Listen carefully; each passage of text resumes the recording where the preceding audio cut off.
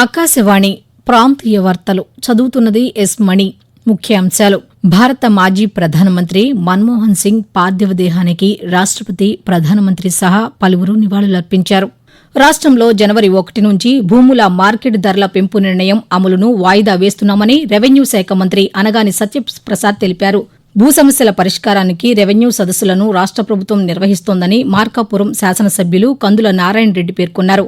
ఆకాంక్షాత్మక విభాగాల కార్యక్రమం కింద కర్నూలు జిల్లాలోని చిప్పగిరి, మద్దికెర మండలాలు అవార్డులు సాధించాయని జిల్లా కలెక్టర్ పి రంజిత్ భాషా వెల్లడించారు. ప్రధానమంత్రి నరేంద్ర మోదీ మన్ కీ బాత్ మనసులోని మాట కార్యక్రమం 117వ సంచిక ఈ నెల 29వ తేదీ ఆదివారం ప్రసారమవుతుంది. ఇక వార్తల్లోని వివరాలు. గత రాత్రి మృతి చెందిన భారత మాజీ ప్రధానమంత్రి మన్మోహన్ సింగ్ పార్థివ దేహానికి రాష్టపతి ద్రౌపది ముర్ము, ఉపరాష్టపతి జగదీప్ ధన్కడ్, ప్రధానమంత్రి నరేంద్ర మోదీ నివాళులర్పించారు. రాష్ట ముఖ్యమంత్రి నారా చంద్రబాబు నాయుడు నివాళులర్పించనున్నారు. మన్మోహన్ సింగ్ మృతి పట్ల ప్రధానమంత్రి నరేంద్ర మోదీ సంతాప సందేశాన్ని విడుదల చేశారు. ఈ సందర్భంగా ఆయన మాట్లాడుతూ, पूर्व प्रधानमंत्री डॉक्टर मनमोहन सिंह जी के निधन ने हम सभी के हृदय को गहरी पीड़ा पहुंचाई है। उनका जाना एक राष्ट्र के रूप में भी हमारे लिए बहुत बड़ी क्षति है। एक नेक इंसान के रूप में, एक विद्वान अर्थशास्त्री के रूप में और रिफॉर्म्स के प्रति समर्पित लीडर के रूप में उन्हें హమేషా యాద్ కియా జాయేగా. మన్మోహన్ సింగ్ మృతికి సంతాప సూచికంగా కేంద్ర ప్రభుత్వం 7 రోజుల సంతాప దినాలను ప్రకటించింది. పూర్తి అధికార లాంఛనాలతో అంత్యక్రియలు నిర్వహించనుంది. రాష్టంలో జనవరి 1 నుంచి భూముల మార్కెట్ ధరల పెంపు నిర్ణయం అమలును వాయిదా వేస్తున్నామని రెవెన్యూ శాఖ మంత్రి అనగాని సత్యప్రసాద్ తెలిపారు. ఈ మేరకు ఒక ప్రకటన విడుదల చేశారు. తొలుత జనవరి 1 నుంచి సవరించిన కొత్త రిజిస్ట్రేషన్ విలువలను అమల్లోకి తీసుకురావాలని ప్రభుత్వం నిర్ణయించిందన్నారు. ఇందుకు అనుగుణంగా అవసరమైన చోట్ల విలువల పెంపు విషయమై ఇప్పటికే చర్యలు ప్రారంభించామని చెప్పారు. వీటి కోసం మరింత సమయం పడుతుండటం, కొత్త సంవత్సరం ప్రారంభం, వివిధ వర్గాల నుంచి వచ్చిన వినతుల మేరకు భూముల ధరల పెంపు తేదీని వాయిదా వేశామని మంత్రి పేర్కొన్నారు. భూ సమస్యల పరిష్కారానికి రెవెన్యూ సదస్సులను రాష్ట ప్రభుత్వం నిర్వహిస్తోందని మార్కాపురం శాసనసభ్యులు కందుల నారాయణ రెడ్డి తెలిపారు. ప్రకాశం జిల్లా మార్కాపురం మండలం బోడపాడు గ్రామంలో నిర్వహించిన రెవెన్యూ సదస్సులో జిల్లా కలెక్టర్ తమీం అన్సారియాతో కలిసి పాల్గొని ప్రజల నుంచి అర్జీలను స్వీకరించారు. ఈ సందర్భంగా ఆయన పాతికేయులతో మాట్లాడుతూ, ఎన్నో సంవత్సరాలుగా అపరిష్కృతంగా ఉన్నటువంటి సమస్యల్ని ఈ రెవెన్యూ సదస్సు ద్వారా పరిష్కరించి ప్రజలకు న్యాయం చేయాలన్న ఉద్దేశంతో ఎన్డీఏ ప్రభుత్వం ఏర్పాటు చేసిన ఈ రెవెన్యూ సదస్సుల కార్యక్రమం ఎంతో విజయవంతంగా నడుస్తూ ఉంది. ఎందుకంటే ఈ బోడపాడు గ్రామంలో ఇప్పుడు 70-80 అర్జీల వరకు చూసాం. ఏ అర్జీ చూసుకున్నా కొన్ని సంవత్సరాల నుంచి పెండింగ్లో ఉండి సాల్వ్ కానటువంటి సమస్యలన్నీ కూడా ఈరోజు ఒక పరిష్కార దిశగా ముందుకు సాగేటువంటి పరిస్థితి ఉంది. 95% సమస్యలు సాల్వ్ అయ్యే దిశగా ఈరోజు ఈ రెవెన్యూ సదస్సు జరుగుతూ ఉంది.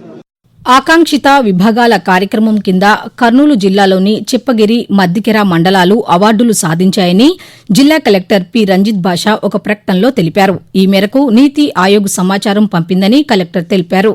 ఈ పథకం కింద జిల్లాలోని మద్దికెర, హోళగుంద, చిప్పగిరి మండలాలు ఎంపిక కాగా వీటిలో చిప్పగిరి, మద్దికెర మండలాలు అవార్డులు సాధించాయని అన్నారు. ఈ మండలాలు నీతి ఆయోగ్ నిర్దేశించిన సూచికల్లో ప్రగతి సాధించి ర్యాంకులు పొందడంతో పురస్కారాలు పొందాయని చెప్పారు. వీటి ద్వారా చిప్పగిరి మండలానికి 1.50 కోట్ల రూపాయలు, మద్దికెర మండలానికి ₹1 కోటి ప్రోత్సాహక నగదును నీతి ఆయోగ్ ప్రకటించిందని కలెక్టర్ తెలిపారు. ప్రధానమంత్రి సూర్యఘర్ ముఫ్త్ బిజిలీ యోజన పథకాన్ని ప్రజలు వినియోగించుకోవాలని ఉమ్మడి కృష్ణా జిల్లా నోడల్ అధికారి భాస్కర్ రావు తెలిపారు.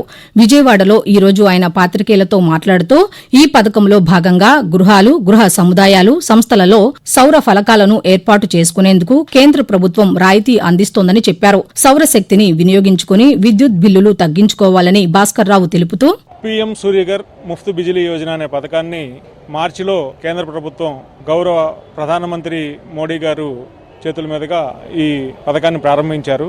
ఈ పథకంలో ముఖ్యంగా విద్యుత్ వినియోగదారులందరూ కూడా స్వయం సమృద్ధి సాధించాలి.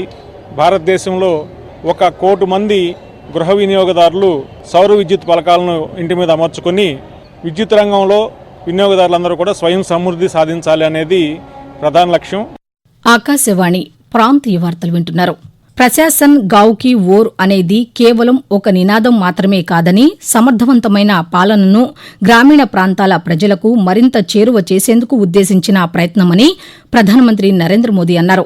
దేశవ్యాప్తంగా ఈ నెల 19 నుండి చేపట్టిన 4వ విడత సుపరిపాలన వారోత్సవాల్లో భాగంగా ప్రశాసన్ గావ్ కీ ఓర్ ప్రచారం ఈ నెల 25వ తేదీతో విజయవంతంగా ముగిసిందని తెలిపారు. సమర్థవంతమైన పాలన, సేవలను ప్రజలకు అందించడమే సుపరిపాలన కార్యక్రమం ప్రధాన ఉద్దేశమని తెలిపారు. ప్రధానమంత్రి నరేంద్ర మోదీ తన మనసులోని భావాలను ఆకాశవాణి ద్వారా దేశ ప్రజలతో పంచుకునే మన్ కీ బాత్ మనసులోని మాట కార్యక్రమం 117వ సంచిక ఈ నెల 29వ తేదీ ఆదివారం ప్రసారమవుతుంది. మన్ కీ బాత్ తెలుగు అనువాదం ప్రధాని ప్రసంగం అయిన వెంటనే ఒకసారి, రాత్రి 8 గంటలకు మరోసారి ఉభయ తెలుగు రాష్ట్రాల్లోని అన్ని ఆకాశవాణి కేంద్రాల ద్వారా ప్రసారమవుతుంది. పల్లె పండుగ కింద చేపడుతున్న పనులను వేగవంతం చేయాలని పార్వతీపురం మన్యం జిల్లా కలెక్టర్ ఏ శ్యాం ప్రసాద్ పేర్కొన్నారు. పార్వతీపురంలోని కలెక్టర్ కార్యాలయంలో ఉపాధి హామీ కింద చేపడుతున్న పల్లె పండుగ పనులపై సంబంధిత అధికారులతో నిన్న సమీక్ష నిర్వహించారు. ఈ సందర్భంగా కలెక్టర్ మాట్లాడుతూ పల్లె పండుగలో మంజూరు చేసిన పనులన్నీ సంక్రాంతిలోగా పూర్తి చేయాలన్నారు. పనులకు సంబంధించిన సమాచారాన్ని ఎప్పటికప్పుడు వెబ్సైట్లో అప్లోడ్ చేయాలని సూచించారు. రాష్ట ముఖ్యమంత్రి నారా చంద్రబాబు నాయుడు పల్నాడు జిల్లాలో ఈ నెల 31వ తేదీన పర్యటించనున్నారని జిల్లా కలెక్టర్ అరుణ్ బాబు తెలిపారు. ముఖ్యమంత్రి పర్యటన నేపథ్యంలో ఎల్లమందలో హెలీప్యాడ్ స్థలం, సభా ప్రాంగణాలను అధికారులతో కలిసి నిన్న పరిశీలించారు. ఈ సందర్భంగా కలెక్టర్ మాట్లాడుతూ జిల్లాలోని నరసరావుపేట మండలం ఎల్లమంద గ్రామంలో నిర్వహించే పింఛన్ల పంపిణీ కార్యక్రమంలో ముఖ్యమంత్రి పాల్గొంటారని చెప్పారు. ముఖ్యమంత్రి పర్యటనకు సంబంధించిన అన్ని ఏర్పాట్లను చేస్తున్నామని కలెక్టర్ వివరించారు. వాతావరణం. రాష్టంలోని ప్రస్తుత వాతావరణ పరిస్థితులను అమరావతిలోని భారత వాతావరణ కేంద్రం అధికారి డి శేషసాయి కొద్దిసేపటి క్రితం ఆకాశవాణి విజయవాడ కేంద్ర ప్రాంతీయ వార్తా విభాగానికి తెలియజేస్తూ దక్షిణాంధ్రప్రదేశ్ మరియు ఉత్తర తమిళనాడు తీర ప్రాంతాల్లో సగటు సముద్ర మట్టానికి 1.5 కిలోమీటర్ల ఎత్తు వరకు విస్తరించి ఉన్న ఎగువ వాయు ఉపరితల ఆవర్తనము ఇప్పుడు బలహీనపడింది. రాష్ట్రంలో రాగల 2 రోజులకు వాతావరణ సూచనలు. ఉత్తర కోస్తా ఆంధ్రప్రదేశ్ మరియు యానాంలో ఈ రోజు తేలికపాటి నుండి ఒక మోస్తరు వర్షాలు 1 లేదా 2 చోట్ల కురిసే అవకాశం ఉంది. రేపు పొడి వాతావరణం ఏర్పడే అవకాశం ఉంది. దక్షిణ కోస్తా ఆంధ్రప్రదేశ్ మరియు రాయలసీమలలో ఈ రోజు మరియు రేపు తేలికపాటి నుండి ఒక మోస్తరు వర్షాలు 1 లేదా 2 చోట్ల కురిసే అవకాశం ఉంది. దేశంలో జరిగిన ప్రతి కీలక పోరాటంలోనూ కమ్యూనిస్టు పార్టీ ఉందని భారత కమ్యూనిస్టు పార్టీ సిపిఐ ఆంధ్రప్రదేశ్ కార్యదర్శి కె రామకృష్ణ వెల్లడించారు. విజయవాడ లెనిన్ కూడలిలో గత రాత్రి సిపిఐ శతవార్షిక సభను నిర్వహించారు. ఈ సందర్భంగా రామకృష్ణ మాట్లాడుతూ సిపిఐ శతవార్షిక సంబరాలు ఏడాది పాటు నిర్వహిస్తామన్నారు. కార్మికుల హక్కుల సాధన, పేదరిక నిర్మూలన, సమసమాజ స్థాపనకు సిపిఐ పోరాటం చేస్తోందని తెలిపారు. రాష్టంలోని దేవాలయాల నగదును ప్రభుత్వ ఆస్తులకు గాని కార్యక్రమాలకు గాని వినియోగించరాదని భారతీయ జనతా పార్టీ రాష్ట అధికార ప్రతినిధి భానుప్రకాష్ రెడ్డి తెలిపారు. గుంటూరు జిల్లా తెనాలిలోని వైకుంఠపురం శ్రీ లక్ష్మీ పద్మావతి సమేత వెంకటేశ్వర స్వామి వారిని ఆయన ఈ రోజు దర్శించుకున్నారు. ఈ సందర్భంగా భానుప్రకాష్ రెడ్డి మాట్లాడుతూ వచ్చే నెల 5వ తేదీన విజయవాడలో జరిగే హైందవ శంఖారావం సభను జయప్రదం చేయాలని కోరారు. ప్రాంతీయ వార్తలు ముగించే ముందు ముఖ్యాంశాలు మరోసారి. భారత మాజీ ప్రధానమంత్రి మన్మోహన్ సింగ్ పార్థివ దేహానికి రాష్టపతి, ప్రధానమంత్రి సహా పలువురు నివాళులర్పించారు. రాష్టంలో జనవరి 1 నుంచి భూముల మార్కెట్ ధరల పెంపు నిర్ణయం అమలును వాయిదా వేస్తున్నామని రెవెన్యూ శాఖ మంత్రి అనగాని సత్యప్రసాద్ తెలిపారు. భూ సమస్యల పరిష్కారానికి రెవెన్యూ సదస్సులను రాష్ట ప్రభుత్వం నిర్వహిస్తోందని మార్కాపురం శాసనసభ్యులు కందుల నారాయణ రెడ్డి పేర్కొన్నారు.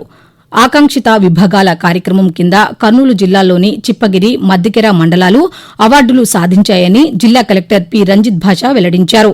ప్రధానమంత్రి నరేంద్ర మోదీ మన్ కీ బాత్ మనసులోని మాట కార్యక్రమం 117వ సంచిక ఈ నెల 29వ తేదీ ఆదివారం ప్రసారమవుతుంది. ప్రాంతీయ వార్తలు ఇంతటితో సమాప్తం. తిరిగి సాయంత్రం 6 గంటల 10 నిమిషాలకు వింటారు.